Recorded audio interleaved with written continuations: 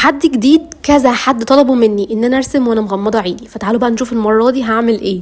النهارده هرسم في سكتش بوك من سكيم، الورق بتاعهم ابيض وناعم زي ما انا بحب، فان شاء الله ده يساعدني في التحدي بتاع النهارده. طبعا زي ما انتوا عارفين ان قبل ما ببدا اي رسم بقعد اعمل كده الاشكال الهندسيه اللي هي الدايره، واقسمها بالنص وبالطول وبالعرض والكلام الفاضي ده.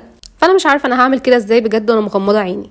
اهم حاجه اعملوا سيف للفيديو علشان وانتوا قاعدين فاضيين ومش لاقيين حاجه تعملوها تلاقوا الفيديو بتاعي بيقول لكم افكار مسليه تعملوها وانتوا فاضيين، فما تبقوش زهقانين يعني. انا بجد حاولت على قد ما اقدر ان انا اطلعها رسمه يعني معدوله، بس مش عارفه بصراحه النتيجه هتبقى عامله ازاي. قعدت اتخيل لو انا ما كنتش بشوف فعلا كنت هعمل ايه، فبجد الحمد لله على نعمه ان احنا بنشوف. كنت مغمضه لمده كام دقيقه وكان الموضوع صعب جدا، فتخيلوا بقى الناس اللي فعلا مش بتشوف في حياتها هيبقوا عاملين ازاي. تعالوا بقى نشوف النتيجه. يعني ايه دي النتيجه النهائيه؟ ازاي يعني حضرتك دي النتيجه النهائيه؟